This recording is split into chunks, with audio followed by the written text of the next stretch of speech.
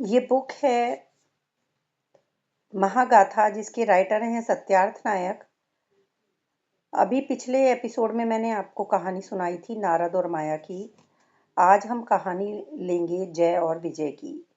इस चैप्टर की शुरुआत होती है बैकुंठ की दिव्यता और भव्यता का वर्णन, जहां भगवान विष्णु निवास करते हैं। उनके द्वारपाल जय और विजय सदैव सजग रहते हैं, किसी को भी बिना आज्ञा के अंदर नहीं जाने देते। एक दिन ब्रह्मा के चारों पुत्र सनक, सनंदन, सनातन और सनत कुमार, जो ब्रह्मा के मानस पुत्र थे, विष्णु से मिलने के लिए जय विजय उनको रोक देते हैं। यह उनकी अहंकारपूर्ण चूक होती है। ऋषि क्रोधित होकर उन्हें श्राप देते हैं कि वे स्वर्ग से गिरकर मृत्यु लोक में जन्म लेंगे और राक्षस बनेंगे। विष्णु जी जब बाहर आते हैं तो वे सब कुछ जानते हैं, लेकिन जय विजय को रोकते नहीं हैं, क्योंकि यह घटना ईश्वर की योजना का हिस्सा बनती है। तो आइए कहानी शुरू करते हैं। जय और विजय।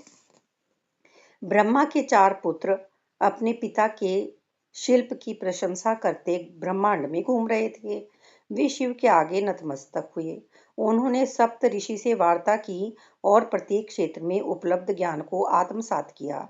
सभी लोकों में घूमते हुए चारों कुमार विष्णु के निवास और मुक्ति के धाम बैकुंठ लोक के द्वार पर पहुंच गए।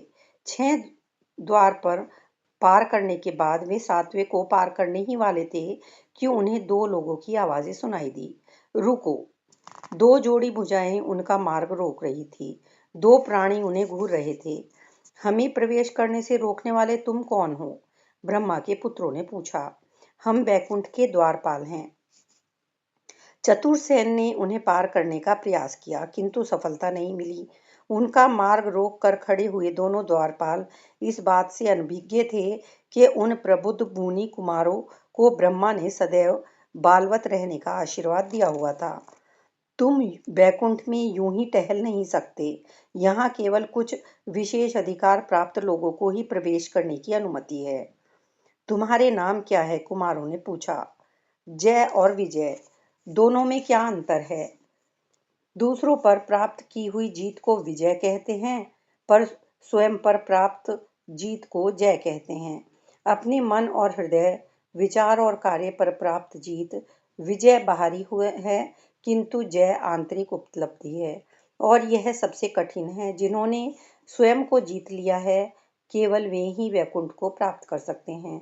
तुम चारों अभी बहुत छोटे हो और तुम्हें संसार का अनुभव नहीं है। तुम यहाँ प्रवेश नहीं कर सकते।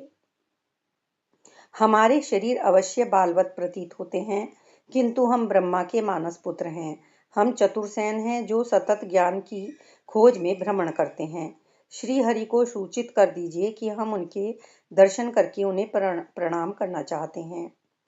परंतु जय और विजय ने उन पर विश्वास नहीं किया और यही कहा कि विष्णु आराम कर रहे हैं।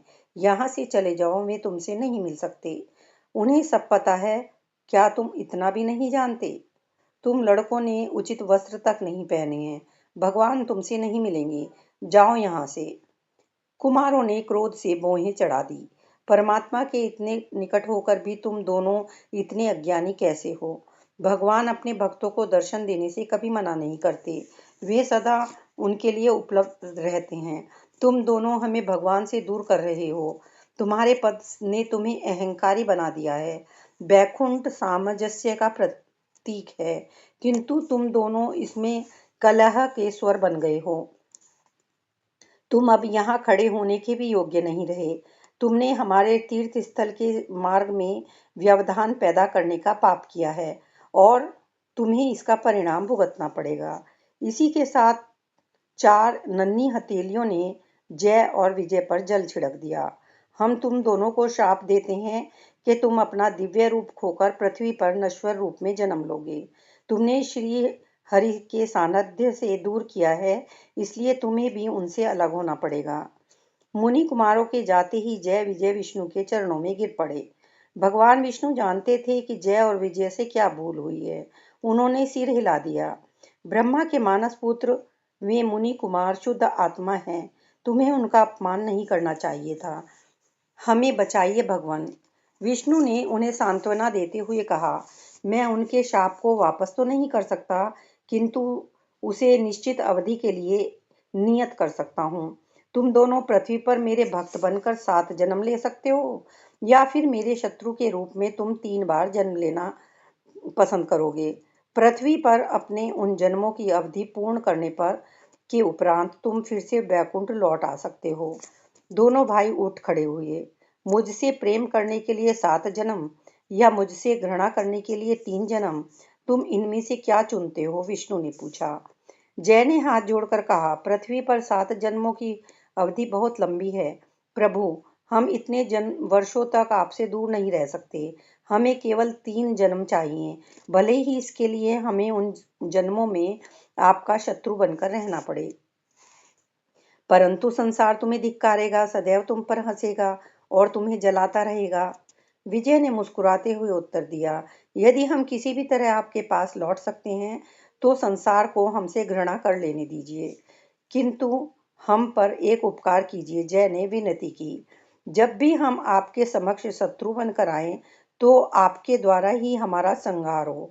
हमारे तीनों नश्वर जन्मों में आप अपने हाथों से हमारा उद्धार करें, जिससे हम फिर से बैकुंठ में प्रवेश कर सकें। विष्णु ने सिर हिलाया, तथास्तु, ऐसा ही होगा। दोनों भाइयों के जाते ही विष्णु ने उनके भविष्य पर दृष्टि डाली। उन्होंने पृथ्वी पर शत्रु के रूप में जय और विजय के 3 जन्म देखे। सतयुग में वे हिरण्याक्ष और हिरण्यकश्यप नामक भाइयों के रूप में जन्म लेंगे। त्रेता युग में वे रावण और कुंभकर्ण होंगे और द्वापर युग में वो शिशुपाल और दंत वक्र नाम के चचेरे भाइयों के रूप में जन्म लेंगे।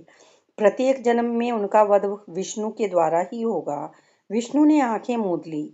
शरीर खोकर आत्मा को प्राप्त करने हेतु 3 जन्म, यह समझने के लिए जय और विजय मात्र शब्द नहीं है, परिभाषित करने हेतु पद नहीं है और न ही आडंबर के लिए नाम मात्र है।